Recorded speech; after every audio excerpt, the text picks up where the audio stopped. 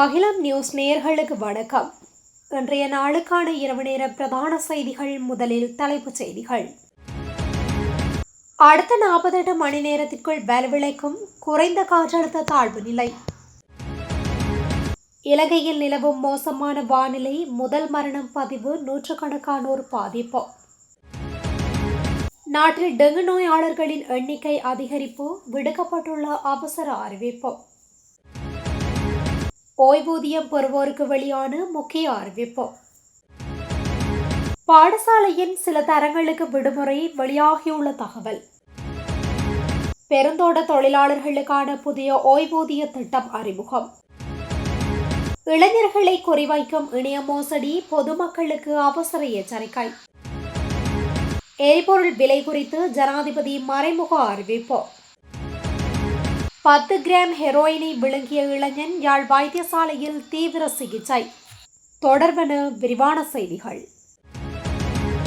இலங்கையின் வடகிழக்கில் உருவாகியுள்ள குறைந்த காற்றழுத்தம் அடுத்த 48 மணி நேரத்தில் இலங்கையை விட்டு விலகி செல்லும் போது படிப்படியாக வலுவிழக்கும் என வளிமண்டலவியல் திணைக்களம் தெரிவித்துள்ளது. இன்று பிற்பகல் 2 மணிக்கு வெளியிடப்பட்ட அறிக்கையின்படி தற்போது நிலவும் சீரற்ற மழையுடனான வானிலை அடுத்த 2 நாட்களுக்கு தொடரும் என்று எதிர்பார்க்கப்படுகின்றது. மேற்கு சப்ரகமுவ, மத்திய, தெற்கு, வடமேற்கு மற்றும் வடக்கு மாகாணங்களிலும் அனுராதபுரம் மாவட்டத்திலும் அவ்வப்போது மழை அல்லது இடியுடன் கூடிய மழை பெய்யும். மேற்கு சப்ரகமுவ, மத்திய மற்றும் வடமேற்கு மாகாணங்களிலும் காலி மற்றும் மாத்தறை மாவட்டங்களிலும் சில இடங்களில் 100 மில்லிமீட்டருக்கு மேல் கனமழை பெய்யக்கூடும். பிற்பகல் 1 மணிக்கு பிறகு நாட்டின் பல பகுதிகளில் மழை அல்லது இடியுடன் கூடிய மழை பெய்யக்கூடும்.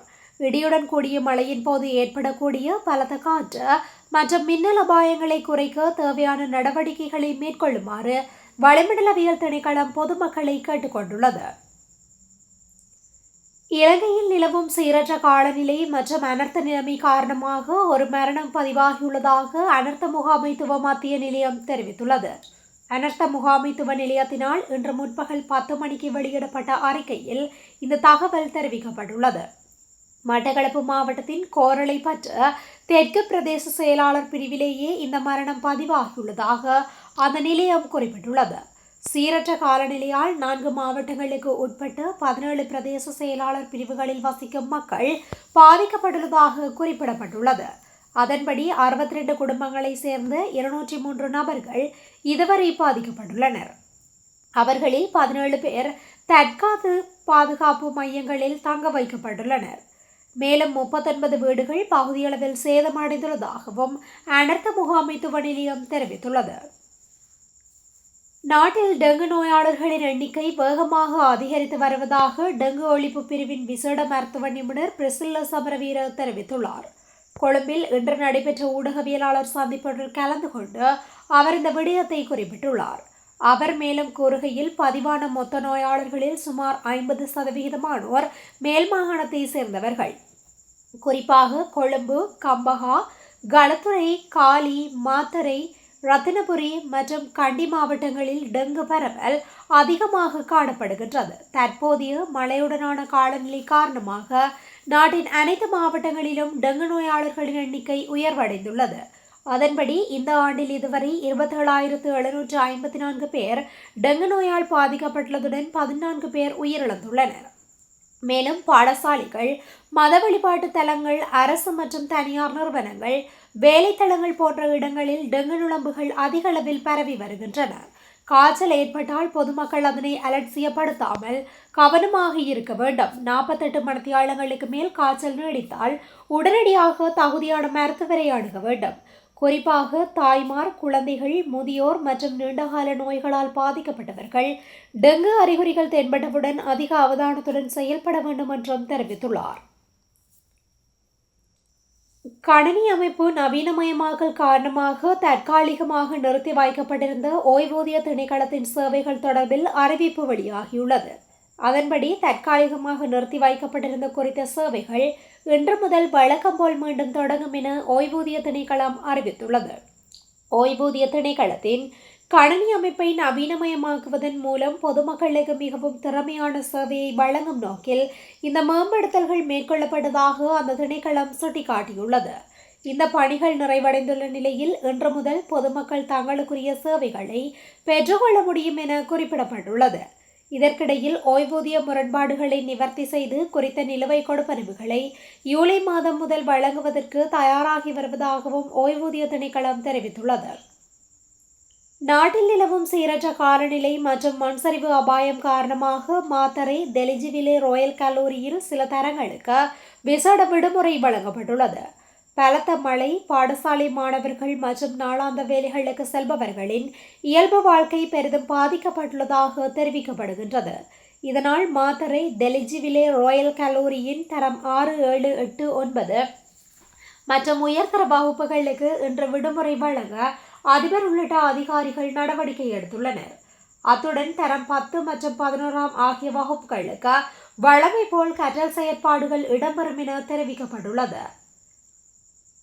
தேயிலை தொழிலாளர்களுக்காக புதிய ஓய்வூதிய திட்டம் ஒன்று அறிமுகப்படுத்தப்பட்டுள்ளது. குறித்த திட்டத்தை விவசாய மற்றும் விவசாய காப்புறுதி சபை மற்றும் பெருந்தோட்ட மற்றும் கிராமிய உட்கட்டமைப்பு அமைச்சு இணைந்து அறிமுகப்படுத்தப்பட்டுள்ளது. இந்த திட்டத்திற்குள் தேயிலை தோட்டங்கள் மற்றும் தேயிலை தொழிற்சாலைகளில் பணிபுரியும் நபர்கள் அடங்குவார்கள் என தெரிவிக்கப்பட்டுள்ளது. இதில் ஒவ்வொரு தொழிலாளியின் நிதித்திறனுக்கு ஏற்ப பங்களிப்பு தொகைகள் சரி செய்யப்படும் என குறிப்பிடப்பட்டுள்ளது. இந்த திட்டத்தின் கீழ் 18 வயதில் இணையும் ஒருவர் காலாண்டுக்கு 600 ரூபாவை பங்களிப்பாக வழங்கலாம் என தெரிவிக்கப்பட்டுள்ளது. அவர் 60 வயதை எட்டும் போது 5000 ரூபாய் ஓய்வூதியத்தை பெற தகுதி பெறுவார் என குறிப்பிடப்பட்டுள்ளது. பங்களிப்பு தொகையை பொறுத்து மாதந்தோறும் 15,000 ரூபாய், 20,000 ரூபாய், 25,000 ரூபாய் மற்றும் அதற்கு மேற்பட்ட ஓய்வூதியங்களை பெற்றுக்கொள்ள முடியும். சமூக ஊடகங்கள் வழியாக இளம் பெண்களின் போலி புகைப்படங்களை பயன்படுத்தி மோசடி செய்யும் வழக்குகள் குறித்த எச்சரிக்கை விடுக்கப்பட்டுள்ளது. தற்போதைய சூழலில் தங்களுக்கு அதிக முறைப்பாடுகள் வந்து கொண்டிருப்பதாக இலங்கை கணினி அவசர தயார் நிலை குழு தெரிவித்துள்ளது. இவ்வாறு பராமரிக்கப்படும் சமூக ஊடக கணக்குகளுக்கு உணர்வுபூர்வமான புகைப்படங்களையோ அல்லது காணொலிகளையோ அனுப்புவதை மக்கள் தவிர்க்க வேண்டும் என்று அதன் சிரேஷ்ட தகவல் பாதுகாப்பு பொறியியலாளர் ஷாருக தமனுபல தெரிவித்துள்ளார்.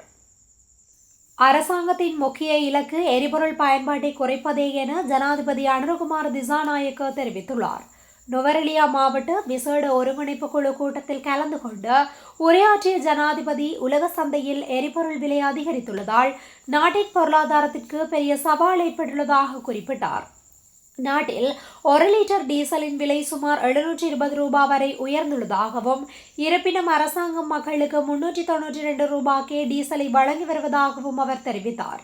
அத்துடன் 1 லிட்டர் டீசலுக்கு அரசாங்கம் சுமார் 100 ரூபாய் வரை சுமையை ஏற்றுக்கொள்வதால் பெட்ரோலிய கூட்டுத்தாபனம் பெரும் நஷ்டத்தை சந்தித்துள்ளதாகவும் ஜனாதிபதி சுட்டிக்காட்டினார்.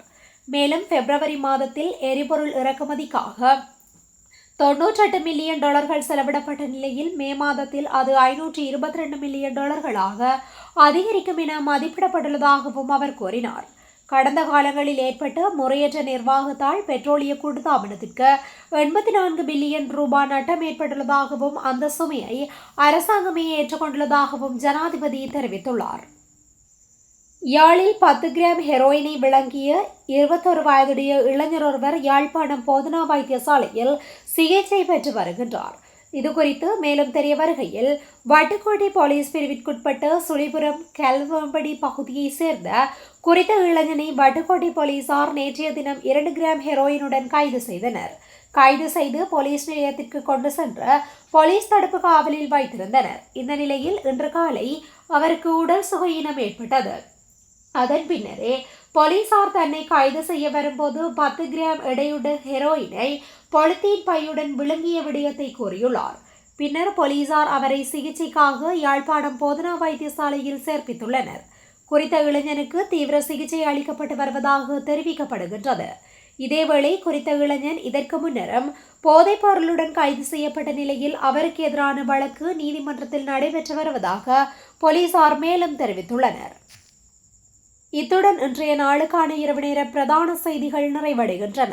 தொடர்ந்து இதுபோன்ற செய்திகளை உடனுக்குடன் அறிந்து கொள்ள அகிலம் நியூஸுடன் இணைந்திருங்கள். நன்றி, வணக்கம்.